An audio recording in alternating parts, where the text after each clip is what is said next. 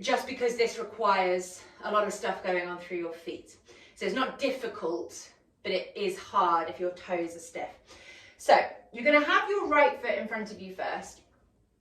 And we're not worried too much about the left-hand side, but I am just currently kneeling on my left knee.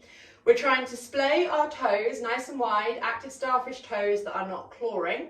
And we're going to try and take our ankle as high as we can over the ball of the foot, okay? So we are not going so high that we then go up onto our ballerina points. So we're not on our ballerina pointed shoes. The ball of the foot stays on the floor. The toes are flat, active starfish. They are not clawing. And you're trying to keep that lift in your calf as you then, sorry, not in your, well, in your calf, but in your heels. So you're imagining that you're wearing your stilettos, driving into that big toe joint. For some of you, just being here might be enough. So for some of you, you might be already wobbling through your right leg, through the foot, through the calves, through the hips. You might be feeling loads of stuff going on. If you want more, if you're crazy like me, you keep the foot super high as you take the hip towards the foot. As you sink down in your right hip, what you are not doing is losing the height of the foot. So I see lots of people where they have the foot nice and high, and then the ego takes over and they sink down, and then they drop the angle of the ankle. The ankle is more important than the hip. We're going to stay here for a minute on each side, doing what your body can, okay? So don't worry too much about how low down the hip goes.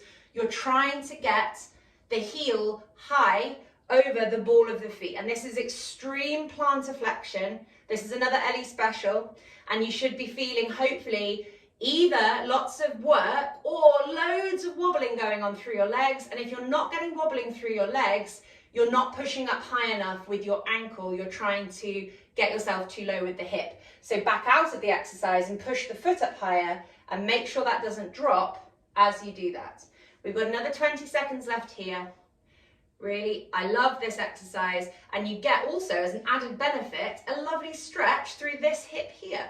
But it kind of is a bit provided on how far forward you're coming, but focus on the foot more. 5, 4, 3, 2, 1. Relax off. And this may be another one where you feel a real difference from side to side as well. So we're going to put our left foot in front and spreading the toes wide like a nice fan, our active starfish. We're putting our stilettos on, which we would never do because we would never do that because it's so bad for our musculoskeletal health, of course. And keeping the height in the heel, the length through the toes. We are pivoting around that big toe joint, which is oh so crucial for walking. Keeping the ankle high and then sinking into the hip, but not compromising on the height of your stiletto heel. So keep that heel high. What a surprise, no surprise at all for me. I am getting a lot more wobbling and work going on my left-hand side. I know my left foot is weaker, and here we go. I can feel a nice shake in my calf.